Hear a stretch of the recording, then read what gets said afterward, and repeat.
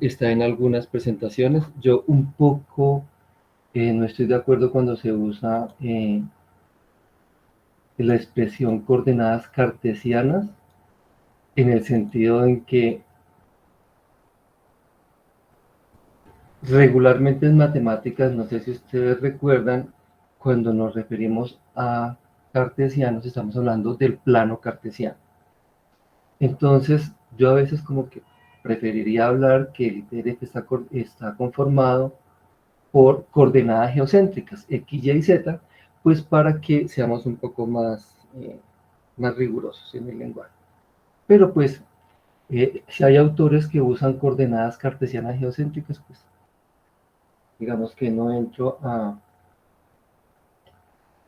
reevaluarlo, sencillamente pues dentro de mi aprendizaje, un poco dentro de mi manera cuadriculada de ver las cosas, considero que, digamos, a mí me enseñaron como que hablábamos del plano cartesiano. Y en un plano no puedo tener X, Y y Z.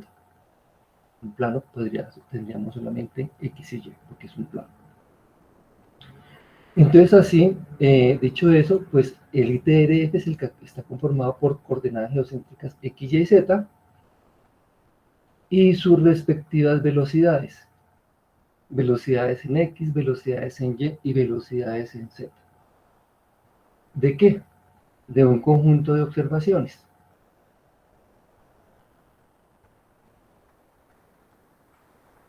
Ese conjunto de observaciones se hace a través de qué? De, digamos, no llamemos sistemas o procesos, llamémoslo técnicas. Esas técnicas que las vamos a ver en la siguiente parte del curso sería BLBI, LLR, SLR, GPS, DORIS y otros más. Entonces, estos que son como las técnicas de observación, ¿sobre qué se hace? Sobre puntos determinados sobre la superficie terrestre. Y esos puntos o materializaciones son el marco de referencia. Y ese marco de referencia, ¿qué es lo que tiene? Un X y un Y y un Z y una respectiva velocidad para cada uno de los ejes. No de los ejes, de cada uno de los puntos materializados en las direcciones de los ejes. La dirección del eje X, de la dirección del eje Y y la dirección del eje Z. ¿Qué incluyen estas velocidades? Entonces, estas velocidades lo que están incluyendo que es el movimiento de las placas tectónicas y sus respectivas deformaciones, porque es como hemos visto en diferentes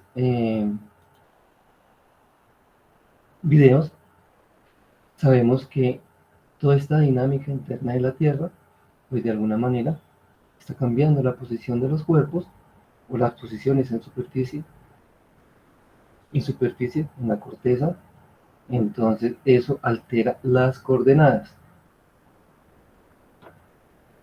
Pero también sabemos que lo que ocurre aquí en Tierra, en términos de unas coordenadas X, Y y Z, no alteran los procesos de deformación, los procesos tectónicos, la geodinámica interna de la Tierra, interna, no altera las coordenadas X, Y y Z de los satélites. Entonces, si nosotros tenemos una observación instantánea en la Tierra, en un marco de referencia terrestre, este va a diverger del sistema de referencia satelital. ¿Por qué? Porque lo estamos viendo desde el punto de vista instantáneo. Entonces, el hecho de que tengamos, bueno, pregunta, cuando estamos aquí con un GPS, yo ya les he dicho que esto es transparente, pero así, en plata blanca, en la realidad, nosotros estamos teniendo medidas instantáneas o medidas convencionales. Instantáneas, profe. Instantánea, exactamente. Entonces, por eso, tenemos que recurrir a estos ITRFs, a estos marcos de referencia. ¿Para qué? Para que esas medidas instantáneas, por decirlo así, puedan ser trasladadas en el tiempo, ¿de acuerdo a qué? A esas variaciones que se dan en el interior de la Tierra por la geodinámica.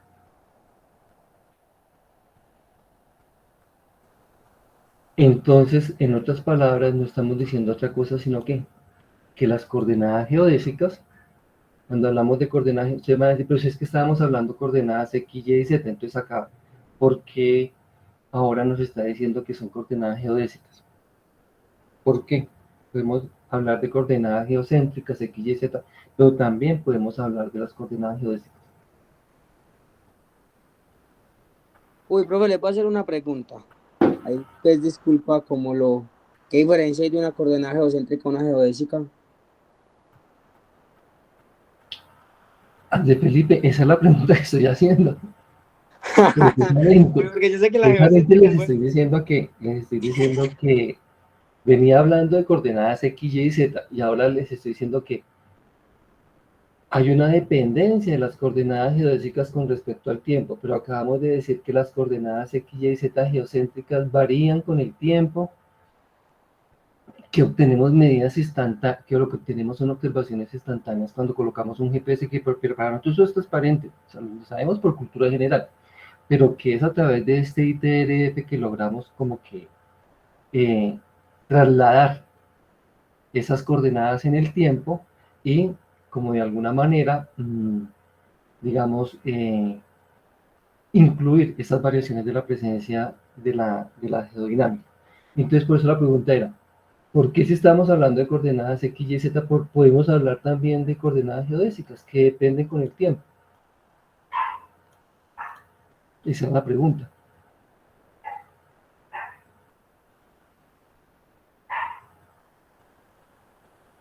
¿no?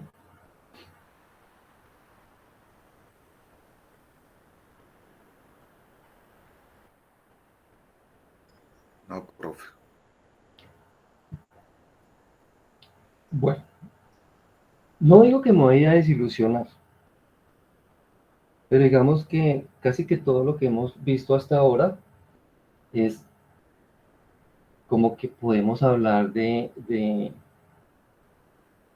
esos nombres que le damos a los puntos, como convenciones, ¿cierto? Que son los sistemas de referencia.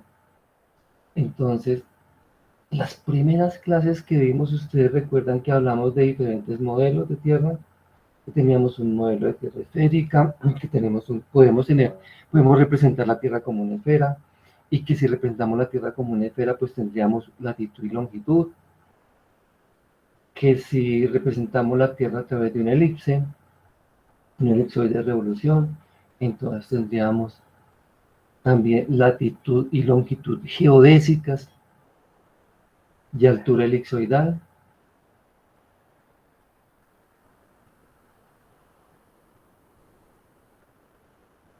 ¿Sí recuerdan eso?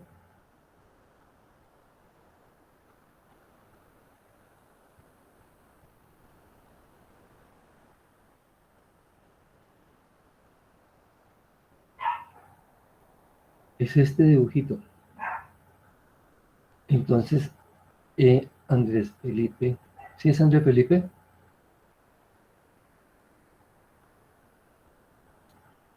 Este es clave en la geodesia, pero es clave también en el punto en que usted para este punto, con respecto a este sistema tridimensional, tiene un X, un Y y un Z, porque este es su origen de este sistema de coordenadas que es geocéntrico. Este que es local, bidimensional, aquí va a tener un origen distinto a este, y acá va a tener un X, Y y Z distinto. Pero observen que en las primeras clases hablábamos de modelos de tierra que pueden ser esféricos, elipsoides, o la verdadera forma de la tierra que sería ¿quién? El geoide. El geoide. Y que dijimos que para hacer el geoide es bastante complicado, que no es que matemática. Esfera, profe, ¿Cómo? la esfera. ¿Sí? Entonces dijimos que en el caso del elipsoide, en el caso del geoide, que es lo que vamos a ver al final del curso, no es tan sencillo elaborar un geoide y que se hace a través de matemática y la física, pero que geométricamente no podemos encontrar una figura que aproxime de las figuras geométricamente conocidas a a un, a un geoide. Entonces, esas serían como las tres figuras. Entonces, cuando estábamos hablando si estamos representando la Tierra como una esfera, entonces la esfera es una figura geométricamente conocida, ¿cierto? Tenemos una ecuación que nos determina cuál es la esfera. Si alguien recuerda, pues si no, los invito a que miren la ecuación de una esfera. La ecuación de una elipse también está dada, ¿cierto? Entonces, geométricamente hay una función que la podemos asociar a esas figuras. En geodesia, ¿qué fue lo que nosotros vimos? Que nosotros podíamos tener coordenadas X, Y y Z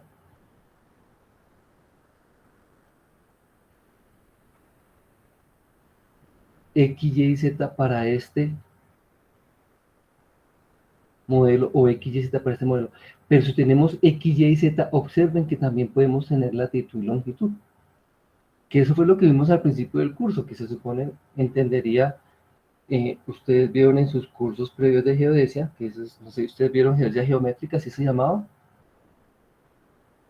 Geométrica, sí, señor. ¿Cómo, Angélica? Geodesia geométrica, profe, sí, señor. Sí, entonces, no conozco el programa de ustedes, pero pues digamos que una de las cosas de la geodesia geométrica es eso, ver geometrías. Y dentro de las geometrías, eso que vimos al principio de clase, es eso, ver esas geometrías y cómo son las coordenadas dentro de esa geometría y cómo son las transformaciones entre unas y otras, que fue lo que vimos en la clase. ¿Quién era el que me habló de la pregunta? ¿Quién era? ¿Alce la mano? ¿Quién fue la persona que habló? Un ello.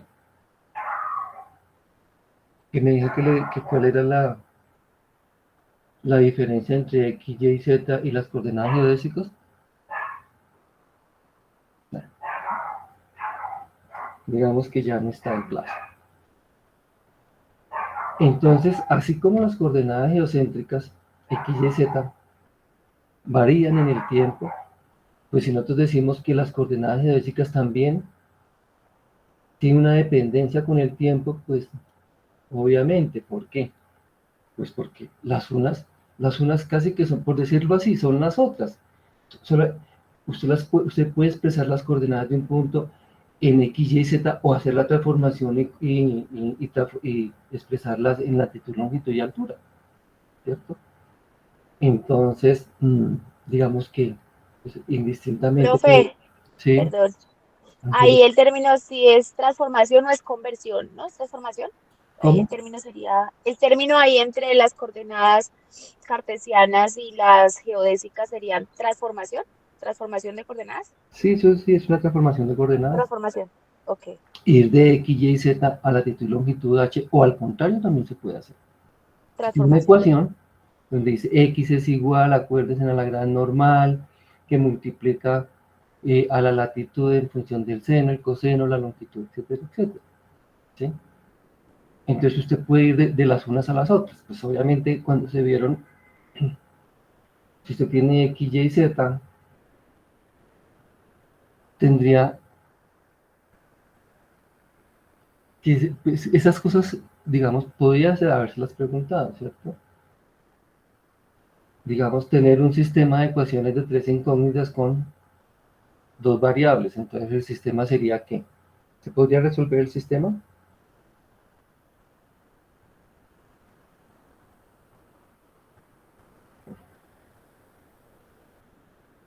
Son cosas que les dejo para que lo piensen. Pero además que no es porque yo me las esté inventando, sino porque, pues en teoría, ustedes en el desarrollo de toda su ingeniería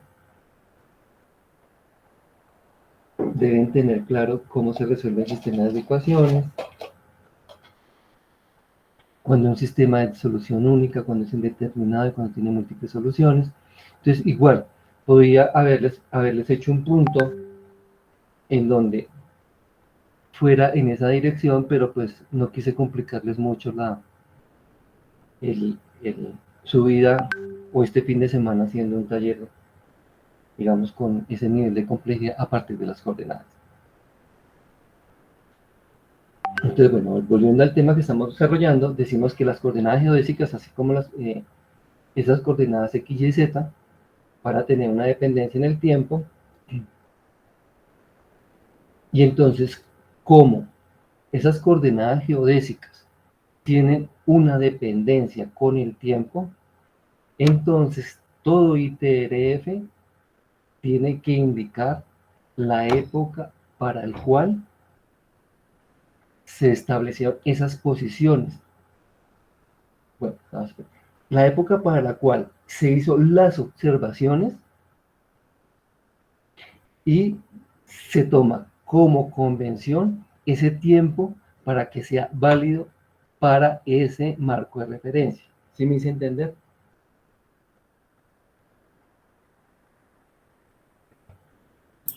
Profe, ¿puedes repetir, por favor?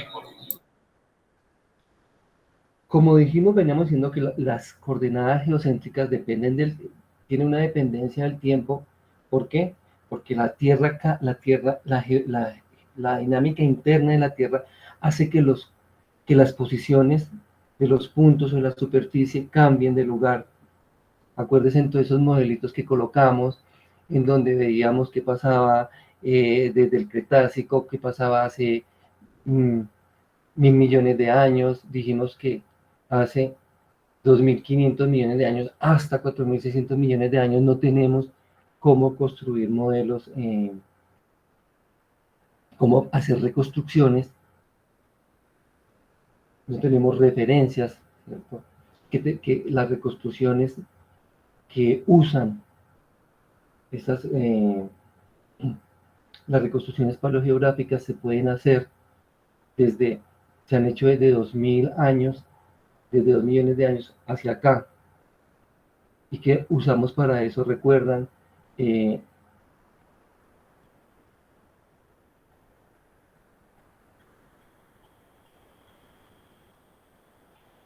el paleomagnetismo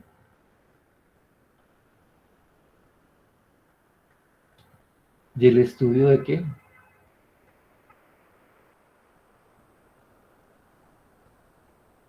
La paleontología, que estudia los fósiles, los bichitos, incluidos no solamente digamos, los fósiles no solamente son animales, sino también son todas las plantas. Um, entonces así era que hacíamos esas reconstrucciones. Y entonces llevemos todos esos 2.000 millones de años, llevémoslo a los últimos 50 años o 70 años sobre la Tierra, que es cuando se desarrolla la era espacial, ¿cierto? ¿Recuerdan? Que hablamos también de eso. Ya llevamos como 50 años, sí, más o menos, un poco más, desde que desarrolló la era espacial. Entonces tenemos el trance, el GPS, etcétera, etcétera. Y que en esos 50 años, así como tenemos esos movimientos que podemos modelar o establecer trayectorias, también en estos periodos de tiempo tan pequeños comparados con el tiempo geológico, eh, son medibles. O sea, las posiciones de la superficie se están moviendo diariamente, minuto a minuto, segundo a segundo, ¿cierto? Sino que son de menor tamaño o menor amplitud. Entonces, si nuestro ITRF, que es ese marco de referencia,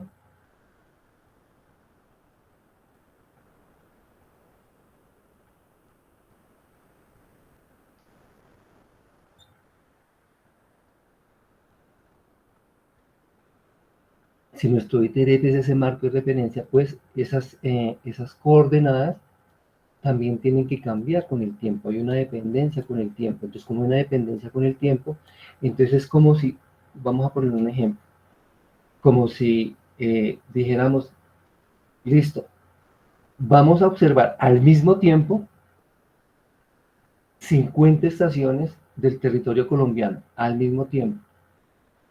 Entonces, eso lo hicimos en el año 2000.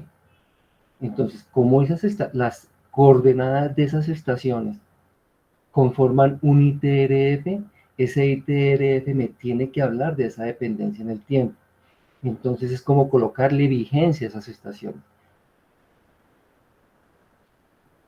Para el caso que nos ocupa, hay uno que conocemos como ITRF 94. ¿Eso qué es lo que nos está indicando? Que todas las estaciones de este marco de referencia, o sea, estas materializaciones, están definidas para ¿cuándo? Para el 1 de enero de 1993. Entonces, vamos a suponer que entre esas observaciones que se hicieron en 1993 y ahora que estamos en el 2024, no se ha actualizado ese ITRF. Entonces, tenemos que aplicar un modelo de velocidades para que nuestras coordenadas que estamos observando hoy instantáneamente hagan parte o estén ligadas a ese marco de referencia. Entonces, ¿ahí qué estamos haciendo? ¿Nos estamos devolviendo en el tiempo o nos estamos yendo hacia el presente?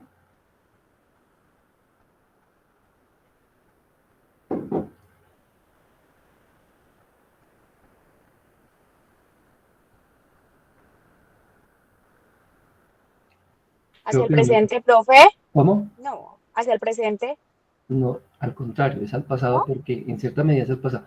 Porque es que Ok. estamos hablando de que el ITRF 94 nos indica cuál es como ese punto de corte, cuál es el punto en donde decimos, aquí vamos a decir que la Tierra es estática, porque hicimos las observaciones de todas las estaciones el 1 de enero de 1993 y a eso lo llamamos ITRF 94.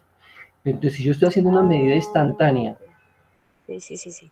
ahorita en el 2024, y me voy a referir a ese marco de referencia que se hizo en 1994, ¿me estoy devolviendo en el tiempo o estoy haciendo o me estoy viendo hacia el presente o al futuro?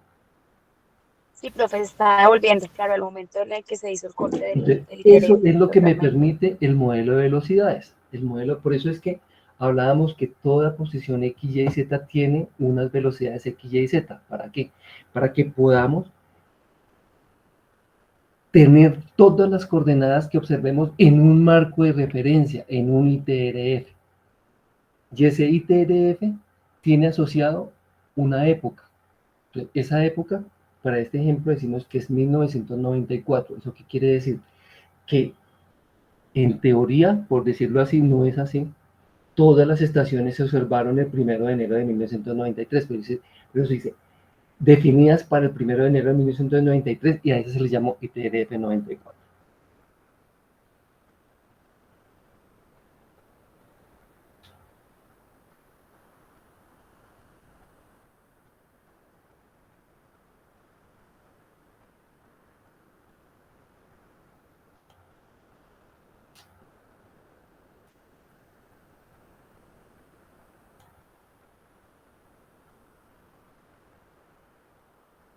Bueno, entonces, como dijimos que cada ITRF lleva asociado unas velocidades para cada punto, entonces, este, estamos viendo acá, por decirlo, sería el ITRF 2000, pero estamos colocando las velocidades. Cuando digo ITRF 2000, ¿qué es?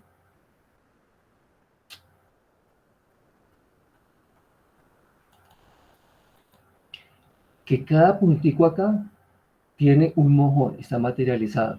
Y ese puntico materializado me va a decir cuáles son las coordenadas latitud y longitud o X, Y y Z para una época determinada.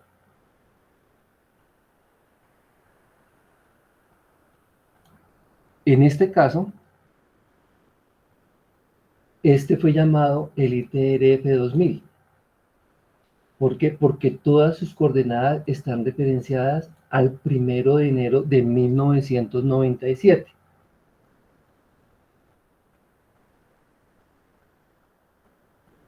Esa referenciación al 1 de enero de 1997 va a coincidir con la definición del WGS 84G 1150. ¿Qué es? Que no quiero como, solamente eso a nivel de información.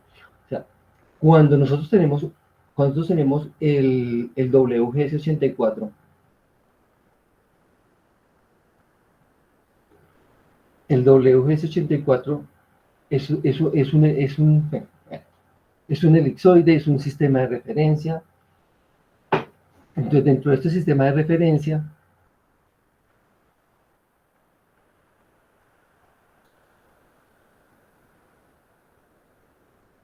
él está referido a unas semanas de observación. Entonces, por allá cuando inicia el GPS, por decirlo así, entonces tendríamos WGS 84 semana 1, WGS 84 semana 2. O sea, es como cuando iniciamos el contador para hacer observaciones GPS que alimenten mi WGS 84, por decirlo así.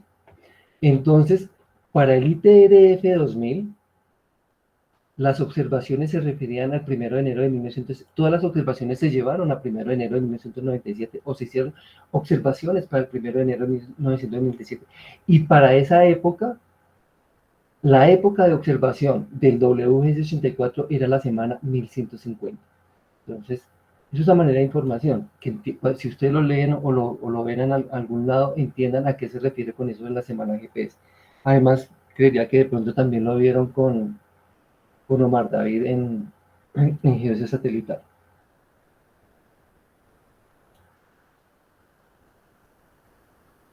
Entonces ya creo que tienen claro que el ITRF tiene que tener asociado un tiempo o un año, por decirlo así. Entonces ya hablamos del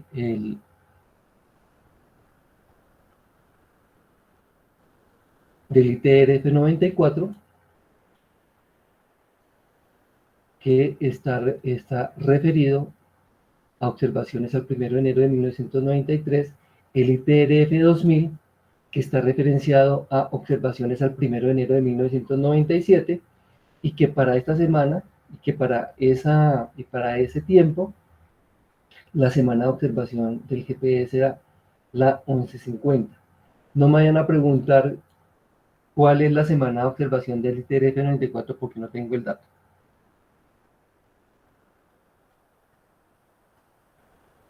Entonces, dicho eso, podemos decir que la principal utilidad de un ITRF es que a partir de su definición, o sea, de esos tiempos de observación, de esas como coordenadas que le doy, o ese cúmulo de observaciones a nivel mundial, es que se calculan las efemérides precisas de los satélites GPS.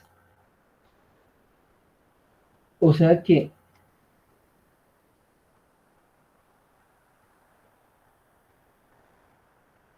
esto de las efemérides precisas de los satélites GPS no es otra cosa sino que, esta diapositiva, sino colocar las observaciones del GPS, por decir algo, las instantáneas en el marco de referencia terrestre. Así, digamos, en forma gruesa. Eso es lo que quiere decir el cálculo de las efemérides precisas. ¿Y qué se hace eso? Garantizar que cualquier punto sobre la superficie terrestre esté ligado a un ITRF vigente y que a su vez se pueda utilizar la información que emite el GPS en forma instantánea dentro de un marco de referencia, que ese marco de referencia no es instantáneo, sino es referido a un tiempo, a un año determinado, o a unas observaciones determinadas, a unas posiciones de los puntos en un tiempo determinado. Y para eso, ¿qué usamos? Un modelo de velocidades.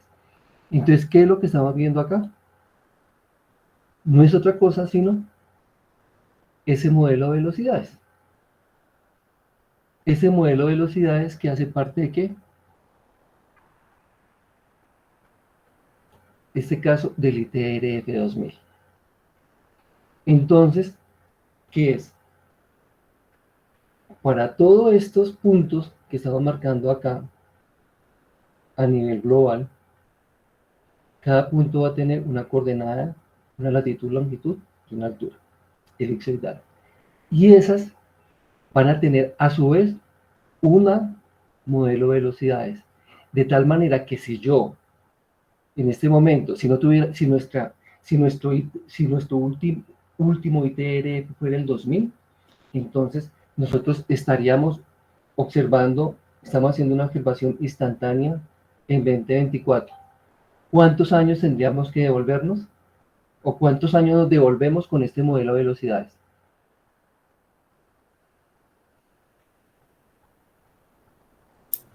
¿25, profe? Casi exactamente. Profe, y ese fue el último, el IETRF 2000. Juan Esteban, déjeme un poquito de clase, déjeme adelante.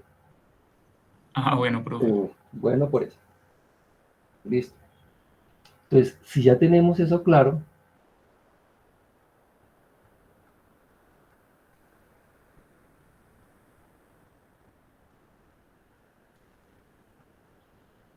entonces observen lo siguiente. Aquí vamos a irnos a Sudamérica. Mal contados, ¿cuántos puntos hay en el ITF 2000 para Sudamérica?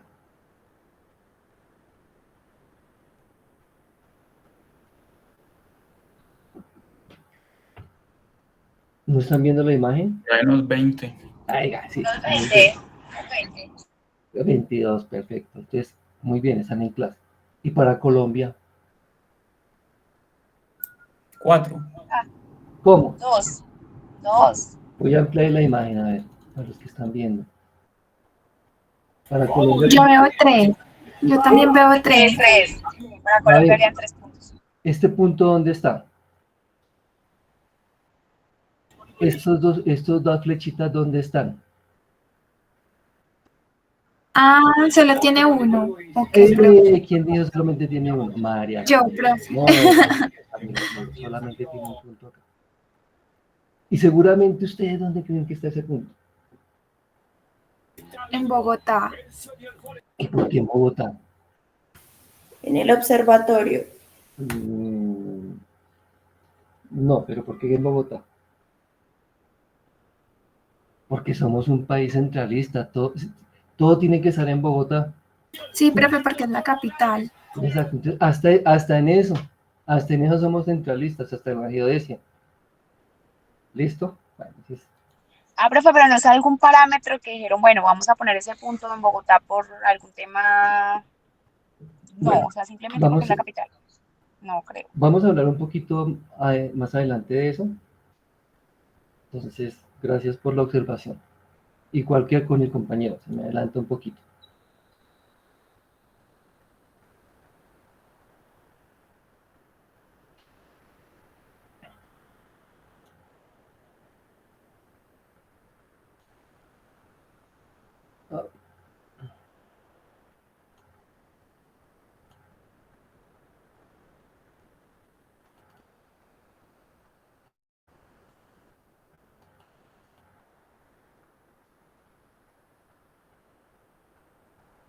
Bueno, entonces,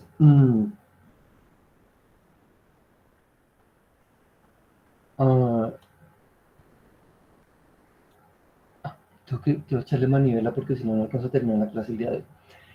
Entonces, ¿qué es lo que pasa? Si ustedes vieron que para Sudamérica mal contados habían 20, para Colombia solamente había un punto, entonces, ¿qué quiere decir? Que estas estaciones que hacen parte de este marco de referencia, de este ITRF,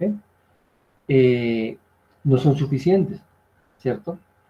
Entonces se tienen que hacer densificaciones de tipo continental, nacional, regional, etcétera, etcétera.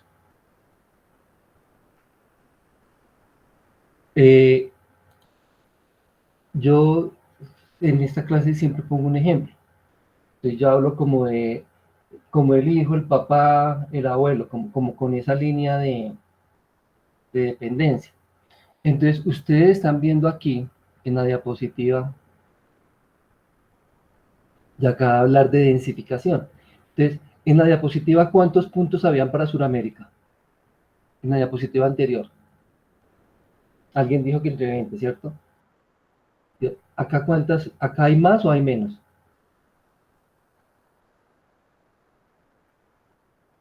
Exactamente, entonces eso es una densificación. Entonces, para densificar este ITRF, ¿de dónde hacen la densificación?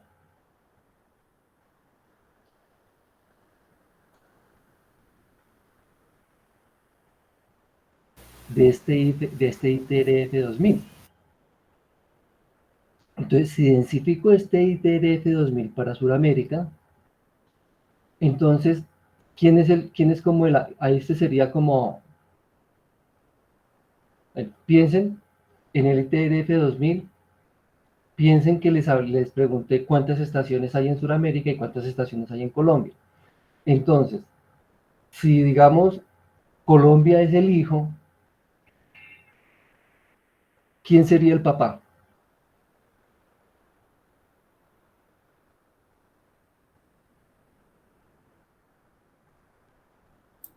Suramérica, profe.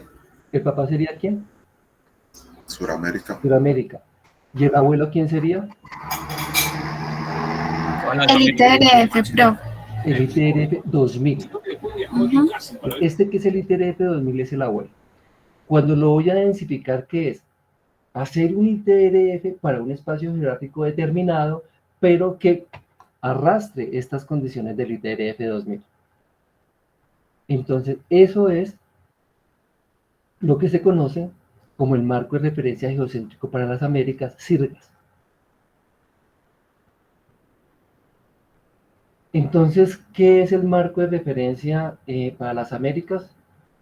Este marco de referencia, este CIRGAS, se estableció a partir de una red de estaciones GPS de alta precisión con una densidad suficiente para que se tratara de establecer como un cubrimiento. Se habla ahí de homogéneo, pues. Si vemos que el cubrimiento es homogéneo,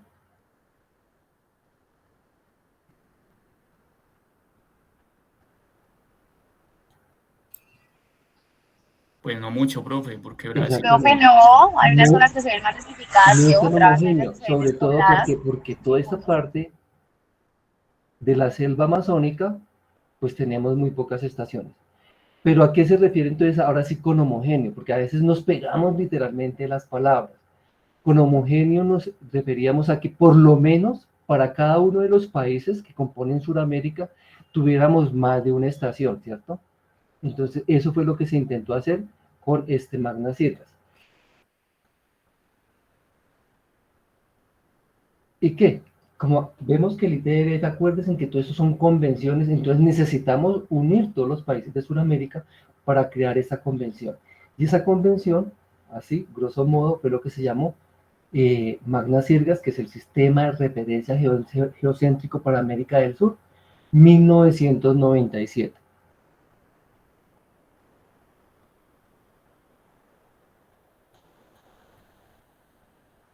Entonces, ¿quién me ayuda con la lectura de este párrafo?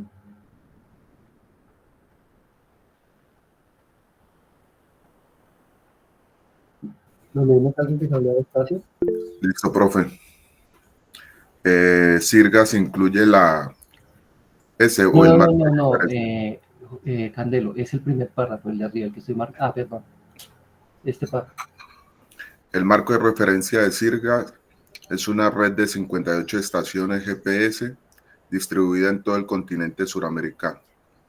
Estas estaciones conforman el sistema de referencia Sirgas, ligado en ITRF 94, época de 1995, Sirga de 1997. Entonces, ¿cuál es el papá de Sirgas?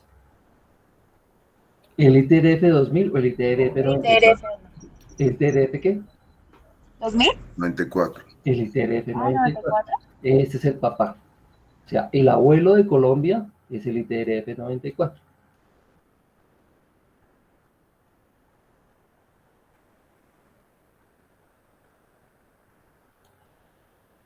Como dato geodésico, ¿qué se definió? Se definió un sistema de ejes coordenados basados en el sistema de referencia Sirgas, muy equivalente al ITRF 94. ¿Y qué parámetros usaron ahí? El elipsoide GRS80. Es el elipsoide GRS80 o el sistema de referencia GRS 1987. Como ya lo leyó acá el compañero, este sistema está conformado por una red de 58 estaciones GPS y estas son las que conforman este sistema de referencia denominado Sirgas 97.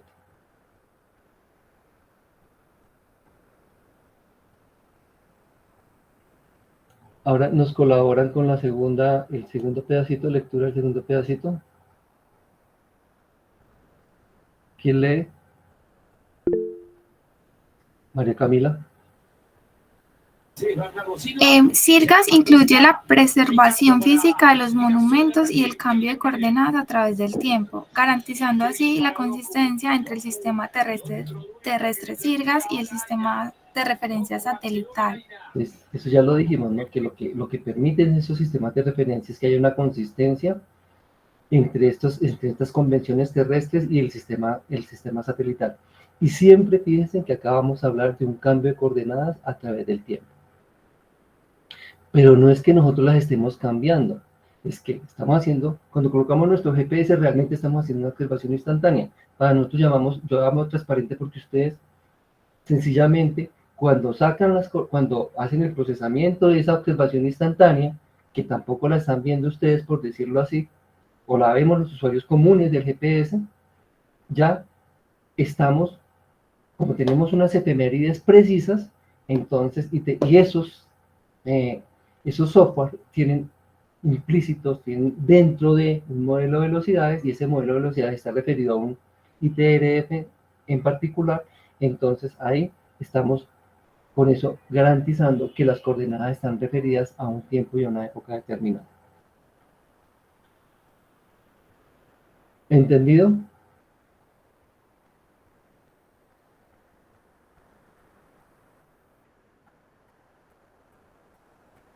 Entonces, esta red de GPS, ¿por qué está compuesta? En el caso de Sirgas 97, está compuesta por las estaciones que estamos marcando aquí en rojo. Estas estaciones que están en rojo. Era la que hacían parte de Sirgas 97. Posteriormente a Sirgas 97, que estaba compuesta por 49 estaciones de rastreo continuo, se sumaron o se complementaron con una segunda ocupación de red Sirgas, y estas reocupaciones se realizaron entre el 9 y el 19 de mayo.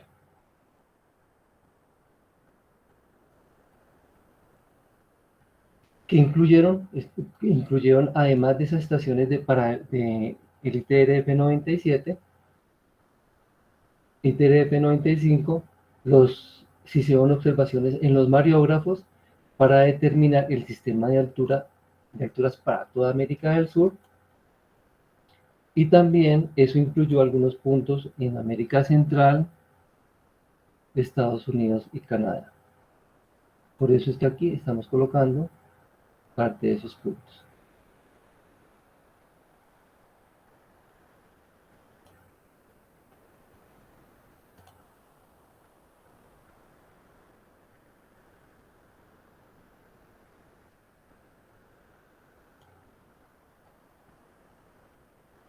¿Qué más les digo de este Magna Sirgas? Entonces ya tenemos un Sirgas normal. Hasta acá tenemos Sirgas 97, luego se vuelven y reocupan estaciones, Sirgas 2000, y aquí tenemos nuestras estaciones. Observen que aquí hay como una convención de qué es rojo y qué es azul y qué es verde. Entonces, los rojos son los que hacían referencia a observaciones Sirgas 95, que sería Sirgas 97. Las nuevas Sirgas serían las azules.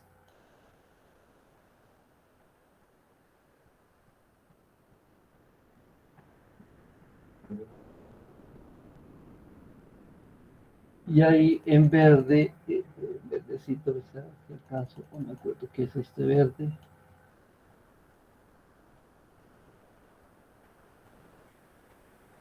Ah, está diciendo que es del catálogo de las mareas, pero...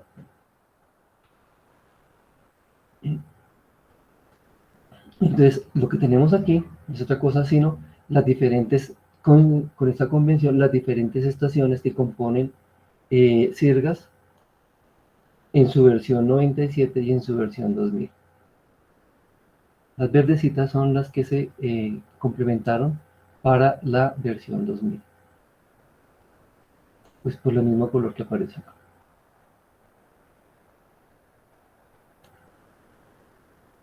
Bueno, entonces, este ITRF tiene que llevar asociado un modelo de velocidades, y ese modelo de velocidades lo que nos está diciendo, pongan cuidado, es que para, digamos, si tuviéramos, si el que está vigente Sirgas 2000 es, para el año 2000, esas son las velocidades. Estas son las velocidades para todo el territorio.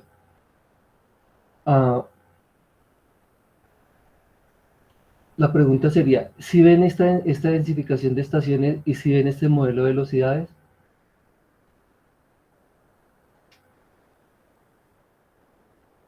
Y si ven este modelo de velocidades, fíjense que en este modelo de velocidades tenemos solamente las flechitas para las estaciones.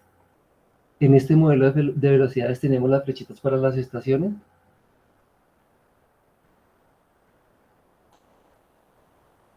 ¿Sí ven acá las estaciones de Sirgas?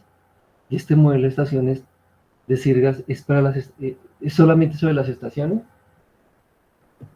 No, sobre todo el territorio. Sobre todo el territorio. Entonces, ¿qué es lo que se hace aquí? Pues obviamente lo que se hacen son en la grilla, en la cuadrícula que se dividió para Sirgas, a partir de las estaciones de observación, pues se hace un modelo de velocidades de tal manera que se tenga una mejor definición a través de la interpolación para cada uno de los puntos. Esta grilla no recuerdo a cuánto está. Aquí lo que están colocando es el tamaño, por convención, cuánto sería el desplazamiento, que sería de 2 centímetros por año. Entonces, estas flechitas, estas serían menos, y estas tienen pues mucho más de 2 centímetros por año. Alrededor de acá que tenemos, ¿qué es? ¿Qué tenemos aquí? ¿Qué rasgo geológico es este? Los Andes. Los Andes, exactamente. Entonces acá tenemos todos los Andes. Aquí tenemos toda una complejidad. Aquí tenemos los Andes centrales y vemos flechitas hasta que se cruzan, pero pues ya, ese es otro tema. Pero lo que quería decirles es eso, que observen es que para América del Sur y también para Colombia, el modelo de velocidades es lo que nos permite para cada punto sobre la superficie terrestre, con esta resolución de grilla, encontrar cuáles son nuestras coordenadas al ITRF, en este caso sería 2000.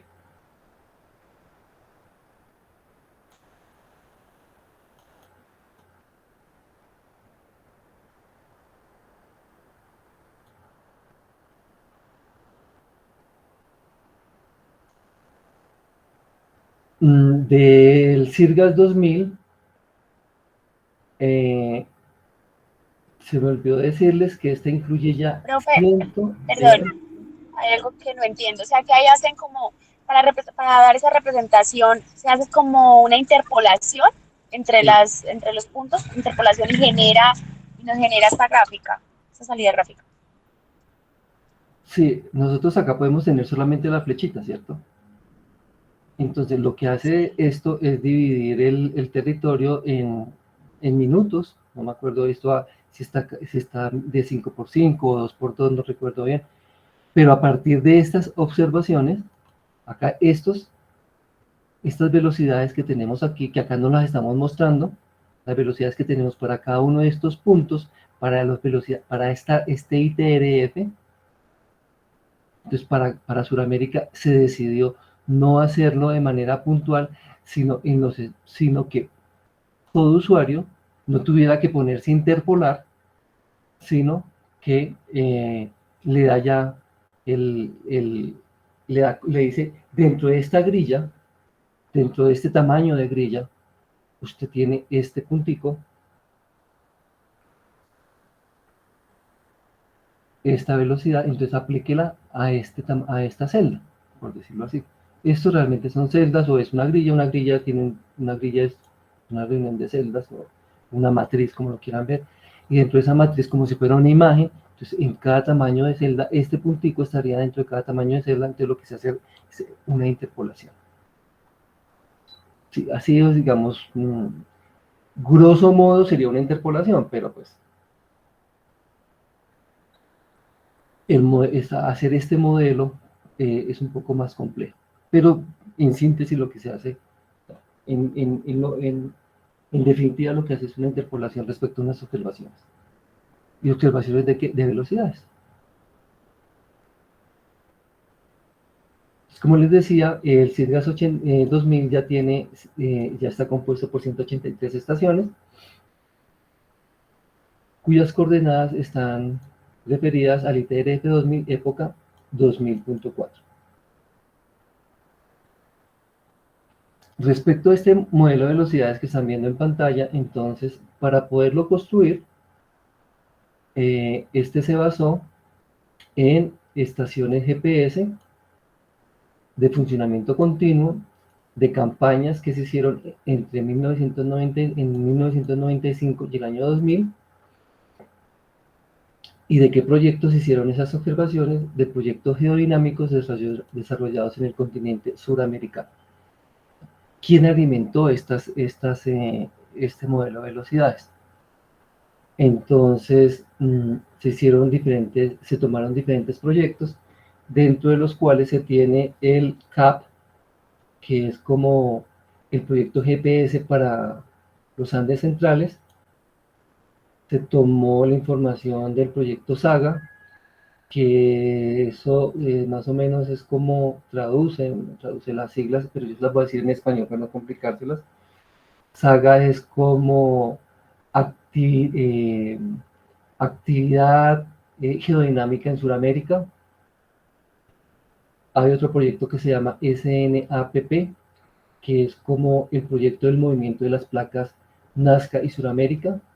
Y otro que es el proyecto CASA, que es el proyecto de geodinámico GPS para América del Sur y América Central. Como bibliografía de estos proyectos que dieron origen a la construcción de este modelo, yo les dije que el modelo es una interpolación, pero pues obviamente ese es como el proceso final que se hace para hacer para generar esta grilla esta grilla de vectores de desplazamiento o vectores de velocidad. Y esta información la pueden encontrar en Drewitz et al 95, Kellogg y Vega 95. Básicamente son los que son artículos en donde presentan cómo se construyó este modelo de velocidades para América del Sur, y como les digo, hacen referencia a los diferentes proyectos que les mencioné.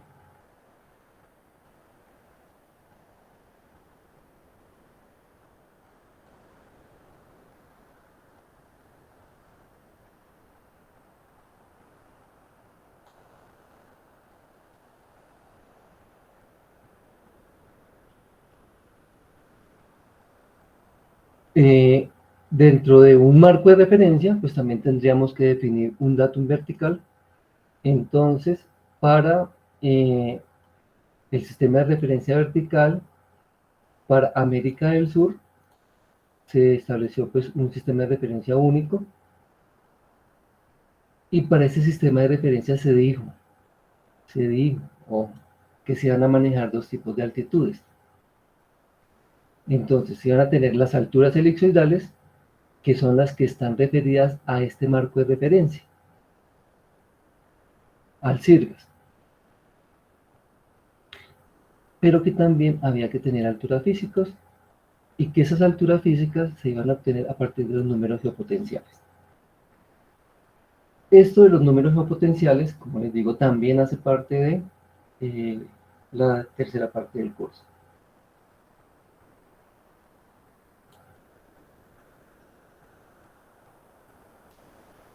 Y que este sistema de referencia iba a tener una materialización, y que esa materialización iba a estar, digamos, compuesta, ¿por qué? Por todas las estaciones niveladas geométricamente, o geométricamente. Entonces, cuando estamos hablando de las estaciones niveladas geométricamente, no nos estamos refiriendo ni a las elipsoidales ni a las alturas físicas. Entonces, esa materialización también se iba a dar sobre las alturas verticales niveladas geométricamente. ¿Cuáles son esas estaciones niveladas geométricamente?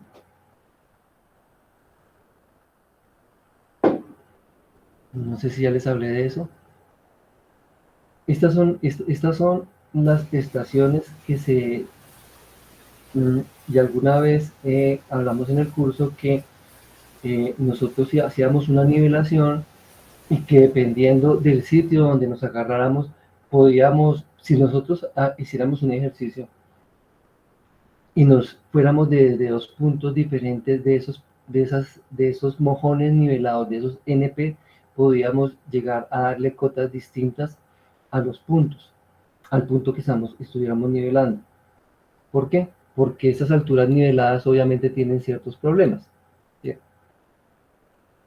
Pero esas también se dijo que esa materialización iban a ser parte de este sistema de referencia vertical, y que esas estaciones que están niveladas geométricamente, que son las que se conocen como la red de nivelación geodésica nacional, deberían incluir ¿qué?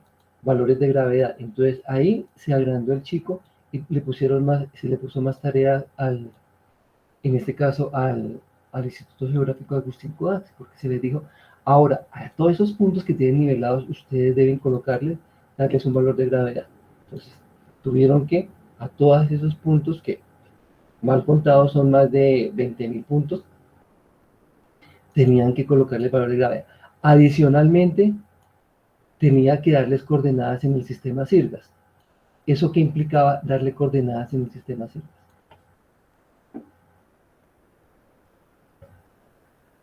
Si esos puntos que fueron nivelados geométricamente, o sea, ¿qué es que hayan sido nivelados geométricamente? Que utilizaban un nivel y miras. Les dije, adicionalmente les pongo una tarea aquí en la definición de este dato en vertical para CIRGAS. Les digo, tienen que darle valores de gravedad. ¿Eso qué quiere decir? Que a cada uno de esos puntos tuvieron que llevar un gravímetro para darles un valor de gravedad. Entonces, y ahora les dicen que les den coordenadas magnas CIRGAS. ¿Qué implica eso? Colocarle un GNSS en cada punto. ¿Cómo? Un equipo de GNSS para llevar un equipo de GPS para darle coordenadas geográficas en el elipsoide que hace parte del elipsoide o el marco de referencia que se está definiendo para América del Sur, que en este caso dijimos que ¿cuál era? El último vigente, el CIRGAS 2000. Entonces, eso es lo que implica el modelo de velocidades de CIRGAS.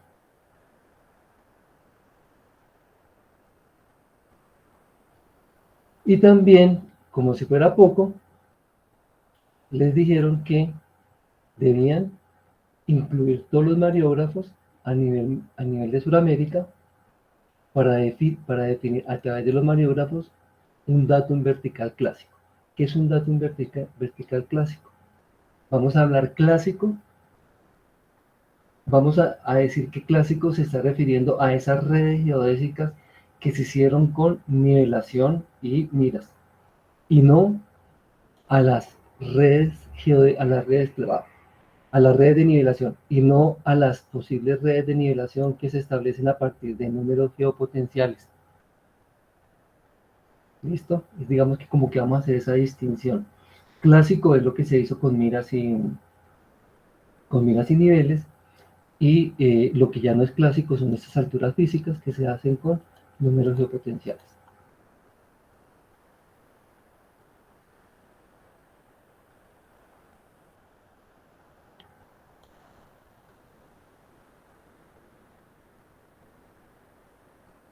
Bueno, entonces ya teníamos, ¿quién era el abuelo? Estamos hablando de marcos de referencia. ¿El abuelo quién era? El ITRF 2000, profe. No, ese es El 94. O el 94. 94, sí. Estrictamente es el ITRF 94. ¿El papá quién sería? El 2000, profe. El 2000, pero ese 2000 ¿quién es? ¿Cómo se llama? Sirgas. Sirgas 2000. Sirgas. Sirgas 2000. Ese es el nombre de ese ITRF. Es el ISIRGAS 2000, porque es para Sudamérica.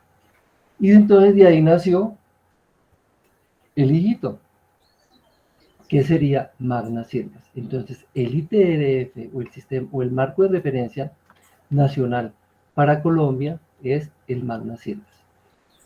Entonces, este Magna Sirgas está compuesto por unos vértices. Aquí entre paréntesis escribieron puntos fiduciales, pero no son estrictamente puntos fiduciales, que para esos vértices van a tener coordenadas junto con las efemérides del IGS, lo que permite obtener posiciones geodésicas referidas al ITRF vigente, el cual a su vez va a coincidir con la nueva definición del WGS 84 para la semana 1150, introducida a partir del 1 de enero del 2000. Estas son las características del Magna Sirgas.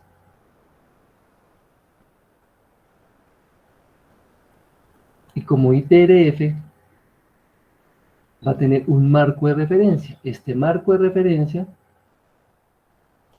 está compuesta ¿por qué? Por todas estas estaciones que estamos marcando acá.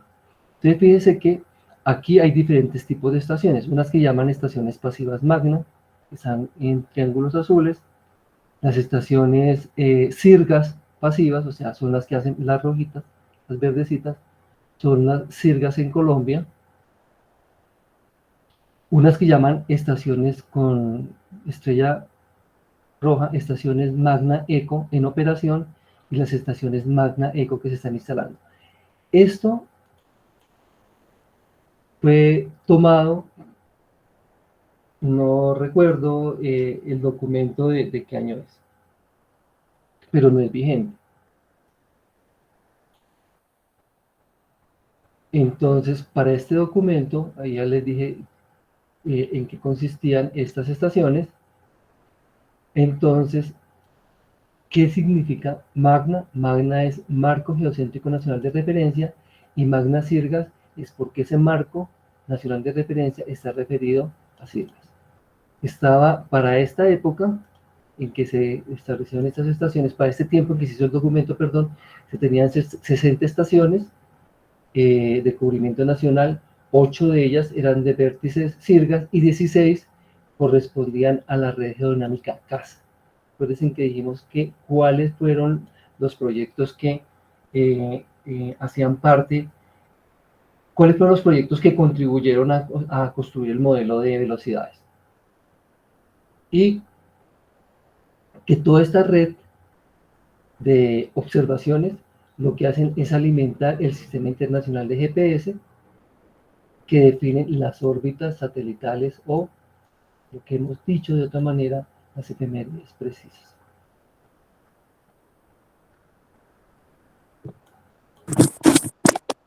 Cuando hablamos de estas estaciones que están referidas al ITRF vigente, al WGS 84, dijimos que estos alimentaban el sistema el Servicio Internacional de GPS.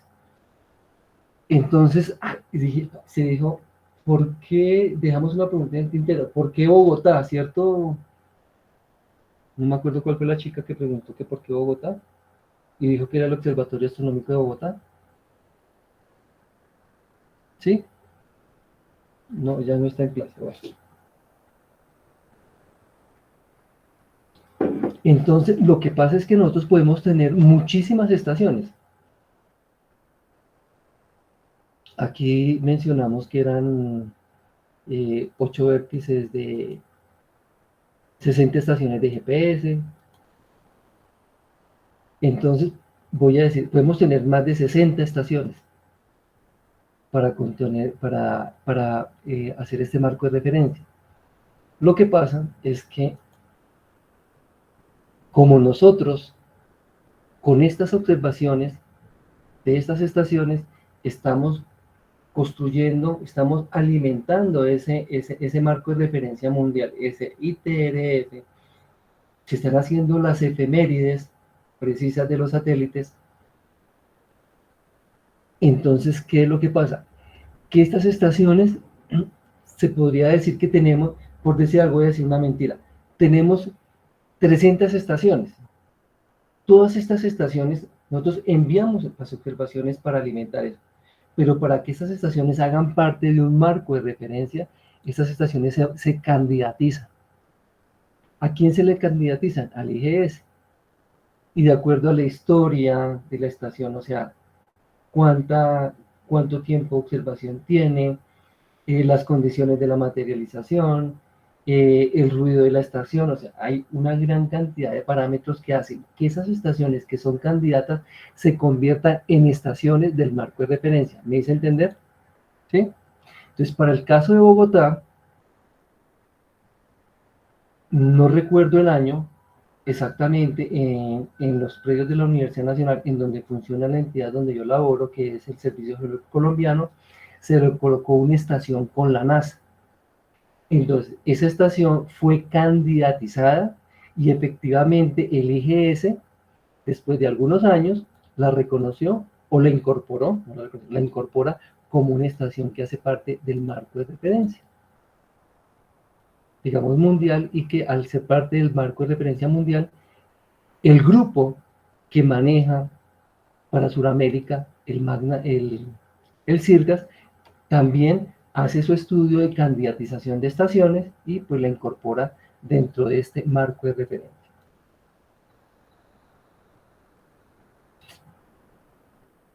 ¿Entendido? ¿De dónde las estaciones para que de ser candidatas? Bien, creo que Angélica era la que había preguntado.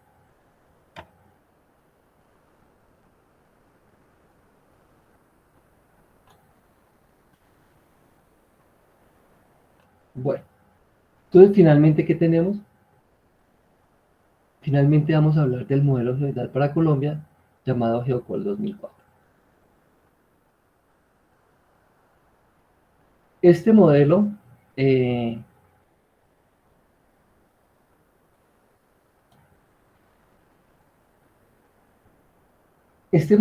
se hace para Colombia porque él está, digamos, como dependiendo de qué, de un modelo geoidal también para Sudamérica.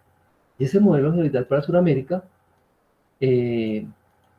pues lo que hace es hacer parte de ese sistema de referencia vertical. ¿Para qué? ¿Para qué se estableció este modelo geoidal? Para que en teoría todas las alturas clásicas, acuérdense, las alturas clásicas o las que se obtienen a través de un sistema clásico, que son las que están referidas al nivel del mar,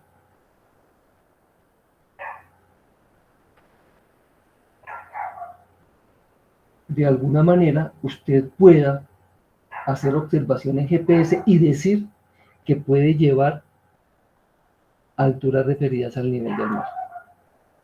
¿Y eso lo hace a través de qué? De un modelo geoidal. Entonces, este modelo geoidal se calcula y podría ser cualquier superficie equipotencial, no cualquiera, algunas de las superficies equipotenciales conocidas, entre ellas tenemos pues, el geoide propiamente dicha o el cuasigeoide. Para el caso de Geocol es un modelo cuasigeoidal, pero pues, como vamos a ver también en la tercera parte del curso, esa equivalencia entre el modelo geoidal o el modelo cuasigeoidal, pues digamos que sería indistinto, aunque no es exacto. O sea, no es la misma superficie, pero se puede utilizar.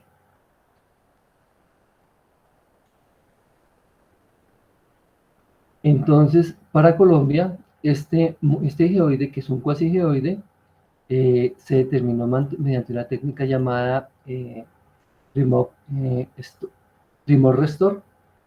Y esta técnica, ¿qué es lo que hace? Realmente lo que hace es sumar las longitudes de onda. ¿Y qué longitudes de onda? Las grandes longitudes de onda del campo de gravedad terrestre, y esas las toma de lo que se conoce como un modelo global geopotencial. Y para las longitudes de onda corta, lo que hace este modelo que estamos viendo acá es la suma de las grandes longitudes de onda, como esto sería una gran longitud de onda, y estos chipoticos que ven ustedes aquí serían las longitudes de onda corta. Entonces, las grandes longitudes de onda, como les digo, se toman de un modelo global geopotencial. ¿Y cómo se obtienen estas refinaciones, que son las longitudes de onda corta? Entonces, estas se obtienen a través de construir un modelo físico-matemático, que puede ser el de Stokes, utilizando el de Stokes a través del método de Molodetsky. Entonces, este Geocol 2004 utilizó el modelo TG4, que es el Texas Air Gravity de Tipley, se encuentra en Tipley et al 2010, que esto hace parte de cómo incorporaron estas longitudes de onda, las grandes longitudes de onda. Y para las cortas se hizo a través de las anomalías gravimétricas, se hizo un grillado de 2 minutos por 2 minutos, y con eso incorporaron esas longitudes de onda corta. Así se obtuvieron alturas geoidales en un modelo cuasigeoidal que oscilan entre menos 21 y 34 metros. Acuérdense que habíamos hablado que en el geoide a nivel mundial oscilaba entre cuánto y cuánto. ¿Alguien recuerda?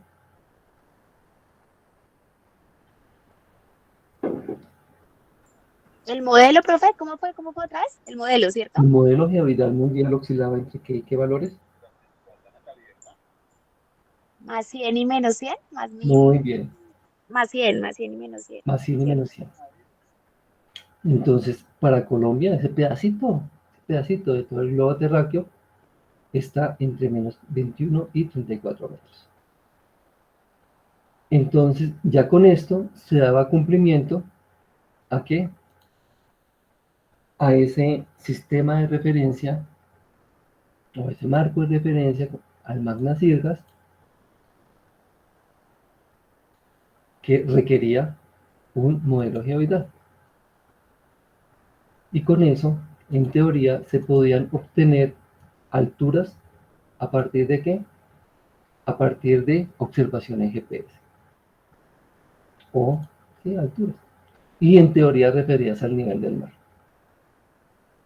Entonces puede que eso lo hayan visto, entonces ya para la próxima clase, entonces vamos a iniciar con los sistemas de alturas, y vamos a ver cómo, eh,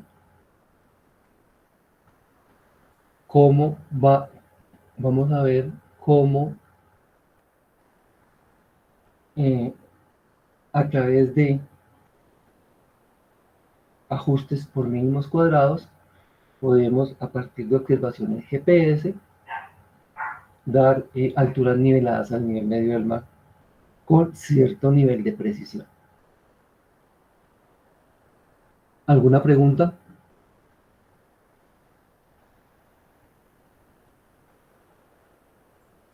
profe, de todo, pues es que vimos como harto, bastante tema. De lo de hoy, todo entra en el parcial. Sí, Ok, profe. Listo, gracias. bueno, ¿alguna otra pregunta?